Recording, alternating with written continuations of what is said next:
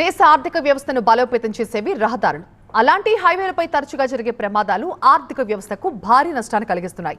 ట్రక్కులు ఇంకా వాణిజ్య వాహనాలకు జరిగే ప్రమాదాలు మన ఆర్థిక వ్యవస్థను ఎలా ప్రభావితం చేస్తున్నాయో ఈ రిపోర్ట్లో చూద్దాం. నేడు భారతదేశం ప్రపంచంలోనే రెండవ అతిపెద్ద రోడ్ నెట్వర్క్ కలిగిన దేశంగా అవతరించింది. చైనాను వెనక్కి నెట్టి భారత్ ఈ స్థానాన్ని సాధించింది. భారతీయ రహదారులు మరియు ఎక్స్ప్రెస్ వేలు నేడు వేగంగా నిర్మించబడుతున్నాయి. ఆర్థిక వ్యవస్థ ఊపందుకోవడానికి బలమైన పునాది ఏర్పడుతోంది. కానీ ఈ అభివృద్ధిలో రహదారులపై ప్రమాదాలు కూడా నిరంతరం పెరుగుతూనే ఉన్నాయి. రోడ్డు రవాణా మరియు రహదారుల మంత్రిత్వ శాఖ ప్రకారం భారతదేశంలో ప్రతిరోజు 1200 కంటే ఎక్కువ రోడ్డు ప్రమాదాలు జరుగుతున్నాయి మరియు ప్రతి సంవత్సరం 80,000 మందికి పైగా ప్రజలు ప్రాణాలు కోల్పోతున్నారు.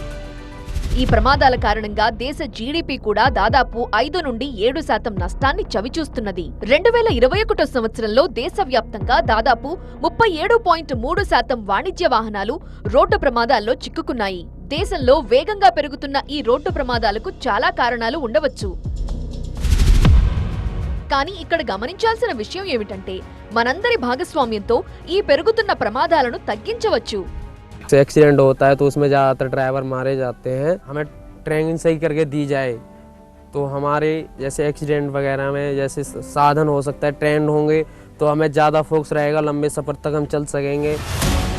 నేడు దేశంలో జరుగుతున్న రోడ్డు ప్రమాదాలను తగ్గించడమే కాకుండా ప్రాణ ఆస్తి నష్టాలను తగ్గించడంలో విజయం సాధించాలంటే ఆధునిక సాంకేతికత మరియు సరైన నైపుణ్యాల ద్వారా దేశంలోని డ్రైవర్లను ప్రభావితం చేయాల్సిన అవసరం ఉంది.